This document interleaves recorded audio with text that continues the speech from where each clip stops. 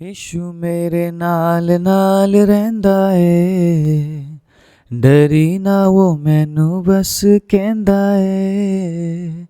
यीशु मेरे नाल नाल रहिंदा ए, डरी ना वो मैनू बस कहंदा ए। मैं क्यों डरा, मैं क्यों डरा, मेरा यीशु मसीह मेरे नाल है। मैं क्यों डरा, मैं क्यों डरा, मेरा जिंदा खुदा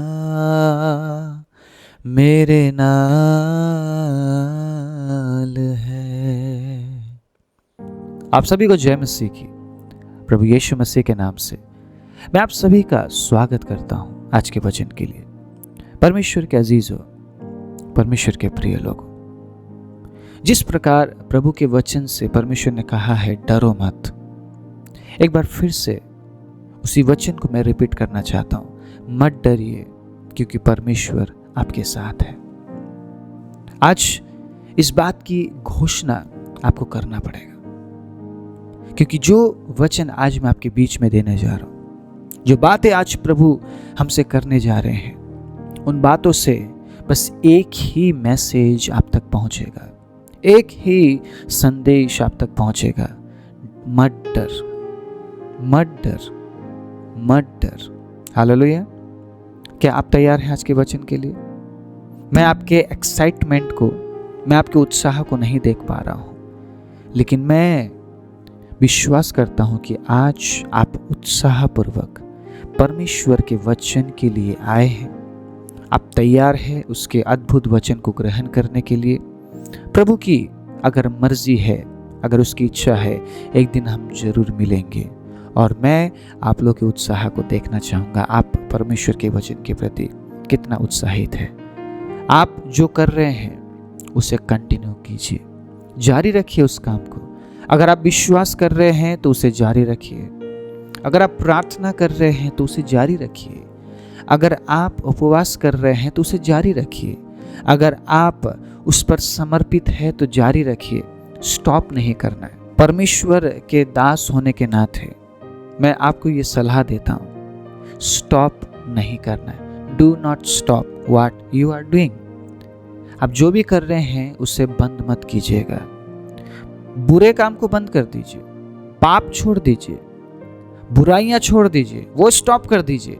लेकिन जो आप प्रभु के लिए कर रहे हैं उसे बंद मत कीजिएगा, क्योंकि कई बार ऐसी परिस्थिति हमारे जीवन में आती है, हम वो छोड़ देते हैं जो प्रभु के लिए कर रहे हैं और वो करने लग जाते हैं जो परमेश्वर से नहीं है। इसीलिए आज मैं आप सभी को उत्साहित करना चाहता हूं, जो आप कर रहे हैं उसमें बने रहिए, क्योंकि यीशु मसीह आपसे पता क्या कह रहे हैं, मत डर। जो गीत आज मैंने आप लोगों के बीच में गाया है, ये पंजाबी गीत इतना सुंदर तरीके से गाया गया है। इसमें जो मेलोडी है, जो हारमोनी है, उस हारमोनी, उस मेलोडी में ही हमें एक मैसेज मिलता है, मत डर, मैं नहीं डरूंगा। बोलिए मेरे साथ, मैं नहीं डरूंगा। सुनने दीजिए आपकी परिस्थिति को, मैं नहीं डरूंगा। सुनने दीजिए शैतान को, मैं नहीं डरूंगा। बोलिए, मैं नहीं डरूंगा।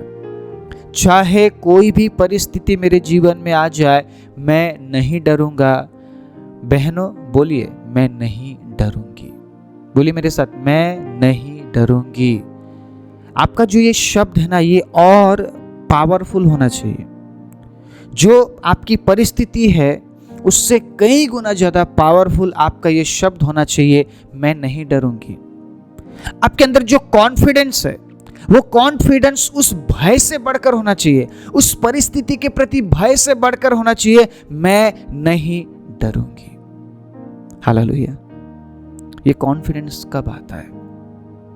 मैं नहीं डरूंगी वाला कॉन्फिडेंस, मैं नहीं डरूंगा जो कॉन्फिडेंस, ये कब आता है?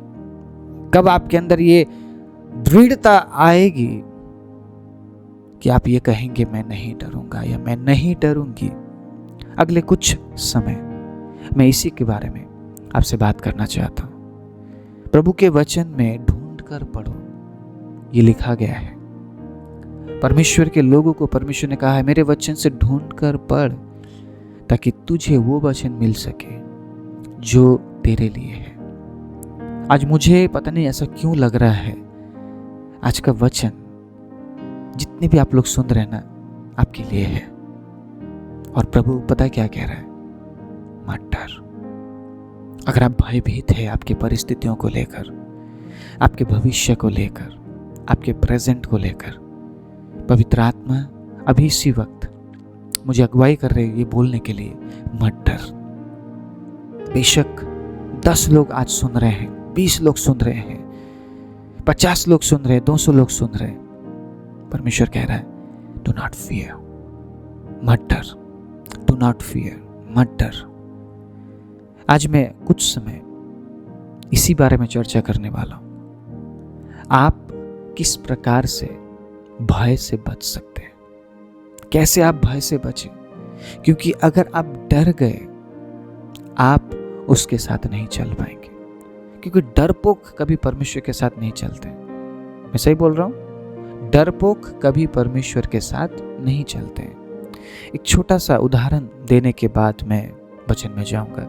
बहुत ही सुंदर वचन है परमेश्वर के अजीजों। अगर आपने स्किप कर दिया, आपसे बहुत सी बातें छूट सकती है।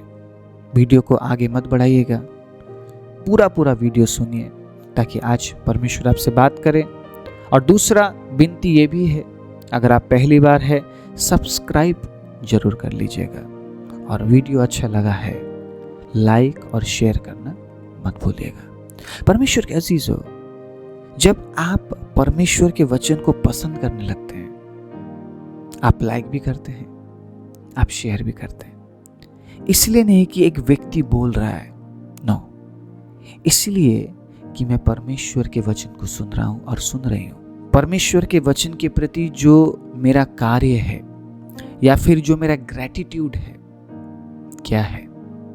क्या मैं उसे लाइक कर रहा हूं? क्या मैं शेयर कर रहा हूं? आपने सुन लिया, आपने आशीष प्राप्त कर ली, लेकिन अब उस वचन को दूसरों तक भी पहुंचाना है, ये हमारी जिम्मेदारी है। इसीलिए प्रभु के प्रति धन्यवादी रूप से आप लाइक कीजिएगा और शेयर कीजिएगा। मैं विश्वास करता हूं प्रभु जरूर आपको आशीष देंगे और ऐसे ही वचन आप तक पहुंचाया जाएगा, ताकि आप प्रभु में आगे बढ़ सके। एक व्यक्ति था, वो अंधेरे रास्ते में चल रहा था, थोड़ा लाइट उस रास्ते में था। वो खुद को उतना अच्छे से नहीं देख पा रहा था, लेकिन जैसे ही वो चल रहा है, कुछ छन छन की आवाज उसे आ रही है। उसने सोचा मेरे पीछे शायद कोई है। वो और तेज चलने लगा, वो आवाज बढ़ने लगा। वो पीछे मुड़कर देखना नहीं चाहता है, क्योंकि उसे लगता है कि उसके पीछे कोई है। अब ये व्यक्ति जितना तेज चलता है, ये आवाज और बढ़ता जाता है। इसने सोचा अब मुझे दौड़ना पड़ेगा। मैं चल रहा हूं, ये आवाज तेज होती जा रही है। जितना मैं तेज हो रहा हूं, उतना ही ये आवाज तेज हो रहा है। अब मुझे दौड़ना पड़ेगा। ये व्यक्ति डर के मारे दौड़ने लगा। ये आवाज और तेज होने लगा, क्योंकि जितना ये दौड़ रहा है, आवाज उतना ही तेज हो रहा है। परमेश्वर के प्रिय लोगों, ये व्यक्ति इतना डर गया, इसने आगे नहीं देखा कि एक खंबा है। उस खंबे के साथ ही व्यक्ति टकराया और वहीं पे ढेर हो गया। बाद में पता चला ये जो आवाज थी वो कहां से आ रही थी पता है? इसने अपने जेब में बहुत सारे सिक्के रखे थे, और उस सिक्कों के आवाज की वजह से ये व्यक्ति ढेर हो गया। आप समझ रहे हैं डर का मतलब क्या है? एक छोटा सा डर आपके पूरे विश्वास के जीवन को खत्म कर सकता है, आपको अनंत जीवन से दूर लेकर जा सकता है। इसीलिए बाइबल में बार बार परमेश्वर ने अपने लोगों से कही है, मत डर। हालेलुया। बार बार कही है मत डर। क्योंकि लोग डरते हैं। परमेश्वर जानता है इस बात को। लोग डरे हुए हैं।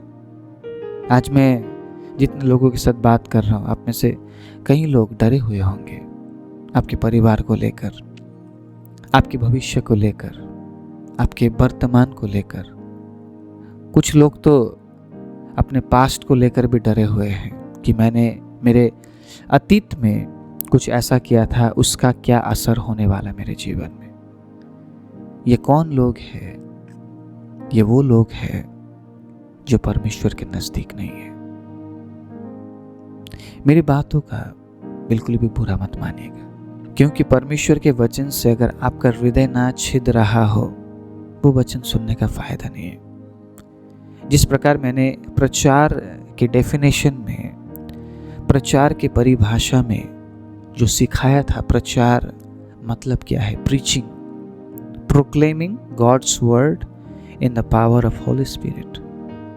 पवित्र आत्मा के सामर्थ्य से भरे हुए प्रचार से ही लोगों के हृदय छिदते हैं। बोले आमीन। पतरस ने जब प्रचार किया, लोगों को वो एंटरटेन नहीं कर रहा था, हंसा नहीं रहा था। वहां पे लोग रो रहे थे, पश्चाताप कर रहे थे। पवित्र आत्मा पश्चाताप का आत्मा है। रिवाला बाबा बाशो को दूरी आरा का नाशा का।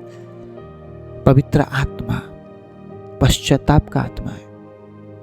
अगर आप वचन सुन रहे हैं, आप कन्विक्ट नहीं हो रहे, आप पश्चातापी नहीं बन रहे हैं, तो वो वचन सुनना ना सुनना एक बराबर है। बहुत से लोग हंसाकर भी रुला देते हैं। मैं आपको कभी हमेशा सीरियस बनाना नहीं चाहूँगा। मैं कई बार मेरे प्रचारों में, मैं कलीसियाओं में, मैं लोगों को हंसाता हूँ। लोग हंसते हैं, लेकिन उसके बाद उन्हें ऐसा कुछ मिलता है, वो दोबारा हंसते नहीं है ना। प्रचार में हम कई बार इस्तेमाल करते हैं कि चलो लोग बोर ना हो, है ना। कुछ ऐसे पंच हमने डाल दिए जहाँ पे लोग हंसते हैं, लेकिन इसका मतलब ये नहीं कि प्रचार कॉमेडी है। It's not a comedy. Comedy shows बहुत है, हंसने के लिए आप बहुत कुछ देख सकते हैं इस दुनिया में। कि दुनिया भी कॉमेडी जैसा बन गया है। कोई भी उठकर कुछ भी बोल रहा है, कॉमेडी कर रहे हैं लोग, एंटरटेनमेंट बना दिया परमेश्वर के वचन को। अगर वचन सुनने के बाद आपका हृदय छिद रहा है, पवित्र आत्मा बात कर रहे हैं। हालेलुया। कोई आपको कुछ नहीं बोलेगा, कोई आपको कुछ नहीं बोलेगा कि ये कर वो कर, आप खुद करेंगे। पतरस ने बोला था क्या तुम लोग बपतिस्मा लो? पतरस ने बोला था क्या मन फिराओ? पतरस ने बोला था? पतरस ने बस प्रचार किया था, किसी को दबाव तो नहीं दिया था ना। पतरस ने बस प्रचार किया, मन फिराओ के लिए बपतिस्मा लो। 3000 लोगों ने उसी दिन मन फिराया और बपतिस्मा लिया, और वहीं से कलीसिया की शुरुआत हो गई। अगर हम पहले शताब्दी की कलीसिया के बारे में बात करें, कलीसिया वो अलग कलीसिया थी। Praise the Lord. प्रेम से भरी हुई कलीसिया, आदर भाव सम्मान से भरी हुई कलीसिया, पवित्र आत्मा से भरी हुई कलीसिया। परमेश्वर के अजीजों, मैं जितनी बार आपके लिए प्रभु के वचन से लेकर आऊंगा, आपका हृदय छिदना चाहिए। बहुत से मेरी बहनों ने ऐसा कहा है, जब मैं प्रचार कर रहा हूं, आपने पवित्र आत्मा की उपस्थिति को महसूस किया। यही मैं चाहता हूं। कोई भी प्रभु का दास जब वचन प्रचार करता है, आप उस उपस्थिति को महसूस करेंगे, पवित्र आत्मा की उपस्थिति को। उस परमेश्वर के दास को बस पकड़ लीजिए, थाम लीजिए, छोड़ना नहीं। मैं ये नहीं बोल रहा हूं कि आप अपने चर्च को छोड़कर उस चर्च में चले जाइए। बुद्धि का इस्तेमाल कीजिए, सुनिए, ऐसे लोगों को सुनिए। ऐसे लोग आपके आत्मिक जीवन के बढ़ोतरी के लिए है। आप ऐसे लोगों के साथ बिल्कुल मत जी लीजिए जो आत्मिक नहीं है, जो परमेश्वर के वचन से सही तरीके से नहीं सिखाते। हाँ, बहुत से लोग ऐसे भी होंगे जो ऐसे कलीसियाओं में जा रहे हैं जहाँ पे उन्हें सही शिक्षा नहीं मिल रही है। थोड़ा सा टाइम दीजिए, प्रभु से प्रार्थना कीजिए, प्रभु सही उपाय क्या है। आप खुद उपाय मत निकालिए। बहुत सी बार हम जल्दबाजी कर देते हैं और प्रभु के काम का, प्रभु के समय का इंतजार नहीं करते हैं, तो इसलिए बहुत सारी चीजें हमारे जीवन में बिगड़ जाती है। अगर आप एक सच्चा विश्वासी है, अगर आप प्रभु के वचन के अनुसार चलने वाले व्यक्ति हैं, परमेश्वर के अजीजों, मैं आप सभी से नम्र निवेदन करना चाहता हूं, इंतजार कीजिए सही समय का। आप जिस परमेश्वर से प्रार्थना कर रहे हैं वो बहरा तो नहीं है। क्या वो बहरा है? क्या वो गूंगा है? क्या वो आपकी प्रार्थना सुन नहीं सकता और उसका जवाब क्या नहीं दे सकता है? जल्दबाजी किस में? हम में है। वो वहीं पे है जहां पे वो था, वो बस इंतजार करता है सही समय का। आप समझ रहे मेरी बात? तो इसीलिए अच्छे लोगों को आप थाम लीजिए। अच्छे लोगों का मतलब मैं ही नहीं कह रहा हूं कि वो स्वर्ग से गिरे, नहीं। जो प्रभु के साथ चलने की कोशिश करते हैं, प्रभु के वचन को सच्चाई से प्रचार करने की कोशिश करते हैं, ऐसे लोगों को भी आप थामे रखिए। और जो आपकी जिम्मेदारी है अपनी कलीसिया में, जिस कलीसिया में आप जा रहे हैं, वहां पे भी आप जाते रहिए। सही समय में परमेश्वर आपके लिए रास्ता निकालेंगे। ये मेरी आप सभी से नम्र निवेदन है। परमेश्वर के अजीजों, आज मैं आप सभी को पढ़ाना चाहता हूं मत्ती का किताब 14 अध्याय उसके 22वें आयत से हम देखने वाले हैं। आइए देखते हैं वचन में क्या लिखा है। तब उसने तुरंत अपने चेलों को नाव पर चढ़ने के लिए विवश किया कि वह उससे पहले पार चले जाए जब तक वो लोगों को विदा करे। वो लोगों को विदा करके प्रार्थना करने को अलग पहाड़ पर चला गया और सांझ को वो वहां अकेला था। उस समय नाव झील के बीच लहरों से डगमगा रही थी क्योंकि हवा सामने की थी। और यीशु रात के चौथे पहर झील पर चलते हुए उनके पास आया। चेले उसको झील पर चलते हुए देखकर घबरा गए और कहने लगे, यह भूत है, और डर के मारे चिल्लाने लगे। तब यीशु ने तुरंत उनसे बातें की और कहा, ढाढ़स बांधो, मैं हूं, डरो मत। हालेलुया। सबसे बड़ी बात यहाँ पे यीशु मसीह अपनी महिमा प्रकट करते हुए चेलों के साथ मिल रहे हैं। महिमा क्या है? कि देख, मैं पानी पर भी चल सकता हूं।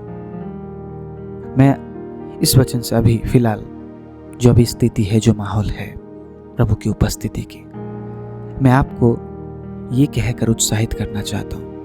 आप एक ऐसे परमेश्वर पर विश्वास कर रहे हैं, सुनिए मेरी बात, He is the mighty God। Hallelujah. वो सर्व सामर्थी परमेश्वर है, इसीलिए वो कहता है मत डर। यीशु ने कहा मत डर, ढाढ़स बांध। आज ये जो मैसेज है ना, मत डर, ये मुझ तक भी पहुंच रहा है, ये आप तक भी पहुंच रहा है। यीशु मसीह कह रहे, fear not, do not fear, मत डर, ढाढ़स बांध, ढाढ़स बांध। परमेश्वर कह रहे मत डर, घबरा मत, मैं हूं तेरे साथ, मैं हूं। यीशु कह रहे हैं मैं हूं, ढाढ़स बांध, मत डर। क्यों डर रहा है? क्यों डर रहा है? मत डर। हालेलुया। ये डर फिर कहां से आ रहा है? मुझे बार बार ये कहना पड़ रहा है, डर कहां से आ रहा है? कहां से आ रहा डर? डर यहां से आ रहा है, अभी जो मैं आपको पढ़ाने वाला हूं, ध्यान दीजिएगा। पत्रस ने उसको उत्तर दिया, हे प्रभु, यदि तू ही है तो मुझे अपने पास पानी पर चलकर आने की आज्ञा दे। उसने कहा, आ। तब पत्रस नाव पर से उतरकर यीशु के पास जाने को पानी पर चलने लगा, पर हवा को देखकर डर गया और जब डूबने लगा तो चिल्लाकर कहा, हे प्रभु, मुझे बचा। पत्रस जब तक यीशु को देखता रहा, उसने ना ही पानी को देखा और ना ही हवा को देखा। आप अनुमान लगाइएगा, रात के समय में झीलों पर, ठीक है, समंदरों पर हवा का जो बहाव है वो तेज हो जाता है। और ये लोग कहाँ थे? झील के बीचों बीच। और कौन सा समय था वो? कौन सा समय था? चौथे पहर। आप समझ रहे हैं, अंधेरा का एक समय है, हवा तेज है, पानी में उछाल है। परमेश्वर के अजीजों, ये यीशु मसीह को देख रहे थे तो इन्हें ना ही हवा दिख रहा था ना ही पानी। आप समझ रहे इस बात को? हवा कितना तेज होगा वहां पे कि पतरस डर गया। जब तक नाव में था, यीशु मसीह को ये व्यक्ति देख रहा था, ठीक था, ये कुछ बिगड़ा नहीं था। लेकिन जैसे ही ये पानी पे चलता हुआ आगे बढ़ा और इसने अपने आसपास के परिस्थिति को देखा, ये डर गया। और सिर्फ डरा ही नहीं, ये डूबने लगा। आज मैं उन लोगों से बात कर रहा हूं जो लोग डर रहे हैं और जो लोग अपने आसपास के परिस्थितियों को देख रहे हैं। परमेश्वर आपसे बात कर रहे हैं। परमेश्वर कह रहे हैं कि मुझे देख, अपने आसपास के परिस्थितियों को नहीं। आप समझ रहे इस बात को? प्रभु को देखना और प्रभु को ताकने का मतलब क्या है, मैं आज ये क्लियर करना चाहता हूं। आप जो जीवन जी रहे हैं ना, जो जीवन आप में है, कहां से है? किससे है? मुझे बताइए, किससे है? परमेश्वर से। आप जो जीवन जी रहे हैं वो जीवन प्रभु से आपको मिल रहा है। लेकिन इस संसार में क्या दिखता है आपको? संसार में क्या जीवन है? संसार में जीवन है? मुझे बताइए। Is there any life in this world? कोई जीवन है संसार में? नहीं है। आप जहां भी देखते हैं मृत्यु दिखता है आपको, एवरीवेयर। Death is everywhere. मृत्यु है चारों तरफ। जीवन आपको संसार से नहीं मिलता है, जीवन सिर्फ परमेश्वर से मिलता है। तो जब आप परमेश्वर की ओर ताकते हैं तो वो जीवन का जो सच्चाई है, जो दृढ़ता है, जो अनंतता है, वो प्रभु से आपको मिलती है। सो इसीलिए अपनी आंखों को परमेश्वर की ओर लगाना हमें सीखना पड़ेगा। ये डर कहां से आ रहा है? आपके आसपास की परिस्थितियों से। यीशु ने कहा मत डर। परमेश्वर कह रहे हैं मत डर, मत डर। अगर हम डर रहे हैं, इसका मतलब हमारी आंखें परमेश्वर पर नहीं है, हमारा भरोसा, हमारा विश्वास परमेश्वर पर नहीं है। आप समझ रहे हैं कैसा परमेश्वर है वो? आप समझ रहे इस बात को? कैसा परमेश्वर है वो? कैसा परमेश्वर है आपके लिए वो? क्या वो आज भी क्रूस पे टंगा हुआ है, या वह पानी पर चलने वाला महिमित परमेश्वर है? आप कौन से परमेश्वर पर विश्वास करते हैं? एक कमजोर परमेश्वर पर या एक सामर्थी परमेश्वर पर? बहुत से लोगों ने यीशु मसीह को कमजोर समझ लिया जब यीशु मसीह क्रूस पर था। बहुत से लोग ये सोच रहे यीशु तो दर्द में चिल्ला रहे थे, कमजोर थे, इसलिए बच नहीं पाए। वही उसकी शक्ति है। वो कोई नहीं कर सकता जो यीशु ने किया। कोई नहीं कर सकता, नोबडी। कोई नहीं, कोई भी नहीं। आप समझ रहे इस बात को? क्रूस पर जो मृत्यु यीशु ने सही है, कोई नहीं सह सकता। क्रूस में मरना उसकी कमजोरी नहीं है, उसकी सामर्थ है। हालेलुया। क्रूस की कथा नाश होने वालों के लिए मूर्खता है, लेकिन हम जो उद्धार पाए हुए लोग हैं, हमारे लिए परमेश्वर की ओर से सामर्थ्य है। आप समझ रहे हैं? अगर वो क्रूस पर नहीं मरता तो हम अनंत जीवन के उस आशा में हम बढ़ ही नहीं पाते। अगर वो क्रूस में नहीं मरता तो हम अनंत जीवन की बात नहीं कर पाते। वो मरा, इसलिए आज हम अनंत जीवन की बात करते हैं। तो कितनी बड़ी सामर्थ की बात है क्रूस में मरना। मैं ये कहने के लिए कभी झिझकता और हिचकिचाता नहीं हूं। He is my God। वो मेरा परमेश्वर है और वो मेरे लिए उस क्रूस पर चढ़ा। मुझ कमजोर के लिए वो क्रूस पर चढ़ा, ताकि क्रूस से वो उस सामर्थ को प्रकट कर सके जो सामर्थ मुझे उद्धार देता है। हालेलुया। एक महिमित परमेश्वर आपसे कह रहा है मत डर। आपका हालात कैसा है, इससे परमेश्वर को फर्क नहीं पड़ता है। मेरी बात आप बड़े ध्यान से सुनना। आपकी परिस्थिति कैसी है, परमेश्वर को उससे फर्क नहीं पड़ता। परमेश्वर को पता है फर्क किससे पड़ता है, आपके प्रतिक्रिया से। अगर आप उस परिस्थिति से डर रहे हैं, अगर आप उस परिस्थिति का सामना नहीं कर पा रहे हैं, आप उसके साथ नहीं चल रहे हैं। परमेश्वर जान रहा है इस बात को कि आप उसके साथ नहीं चल रहे। परमेश्वर को उस परिस्थिति से फर्क नहीं पड़ रहा है, जितना फर्क पड़ रहा है कि आपका प्रतिक्रिया क्या है उस परिस्थिति के प्रति।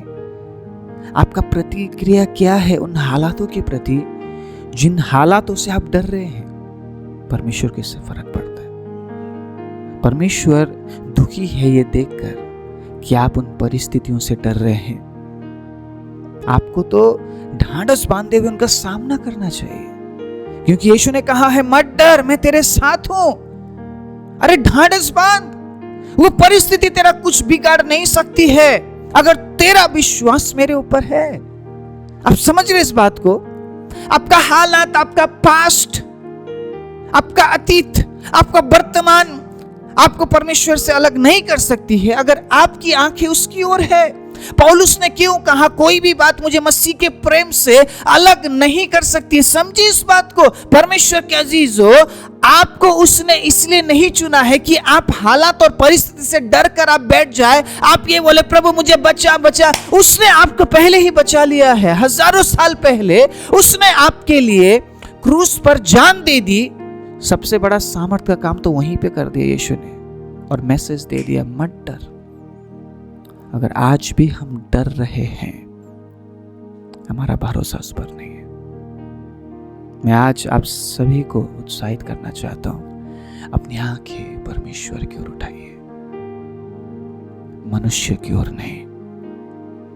कभी भी कोई भी परिस्थिति आपके जीवन में आए, प्रार्थना कीजिए, प्रभु के सामने जाइए और आपको ढांढस बांधना पड़ेगा।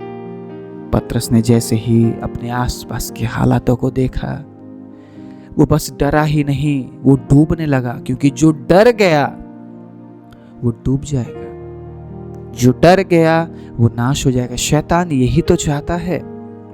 शैतान कैसे काम करता है हमारे जीवन में? शैतान हमारे परिस्थितियों को बिगाड़ने की कोशिश करता है, शैतान हमारे हालातों को बिगाड़ने की कोशिश करता है, और बहुत कोशिश करता है, जैसा उसने अय्यूब के जीवन में किया।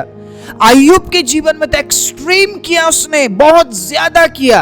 हमारे जीवन में शायद वो थोड़ा थोड़ा कर रहा है, लेकिन उसका जो कोशिश है, मकसद यही है, हमारा विश्वास डामाडोल हो जाए, हम डर जाए और हम डूब जाए, जैसा पतरस डर रहा था और डूब रहा था। यीशु ने कहा ढांढस बांध। सुनिए आगे वो क्या कह रहे हैं। यीशु ने तुरंत हाथ बढ़ाकर उसे थाम लिया और उससे कहा, हे अल्प विश्वासियों, तूने क्यों संदेह किया? आप संदेह नहीं कर सकते हैं उसके कार्य पर, आप संदेह नहीं कर सकते हैं उसके उद्धार के काम पर। अगर आप डाउट करने लगे, आपके मन में अगर शंका आ गया कि प्रभु ये कर सकता है या नहीं कर सकता है, आपके जीवन में वो बात कभी पूरा नहीं होगा।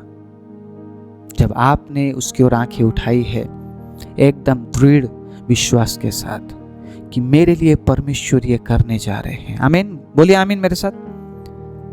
आज के बाद आप डरेंगे नहीं, आज के बाद आप घबराएंगे नहीं, क्योंकि जो बातें मैंने आपके सामने रखी है, परमेश्वर के अजीजों, अगर आपने इस तरीके से जैसा मैंने आपको समझाया है, परमेश्वर की ओर अपनी आंखें उठाई और आप उसमें बने रहे, जो कर रहे हैं आप उसे करते रहे, विजय आपका है। प्रेज़ द लॉर्ड, क्योंकि आपने हजारों साल पहले ही उस विजय को प्राप्त कर लिया है जो यीशु ने क्रूस से हमें दी है। हालेलुया। आप विजयी हैं। बोलिए मैं विजयी हूं। बोलिए मेरे साथ, मैं विजयी हूं। घोषणा कीजिए इस बात की, हर दिन घोषणा कीजिए। अपने परिस्थितियों को डांटिए। आप डर कर उससे भागेंगे नहीं, आप डांटेंगे। आप शैतान को डांटिए, आप भाग जाएगा। आपकी परिस्थिति को डांटिए, आपका परिस्थिति बदलेगा।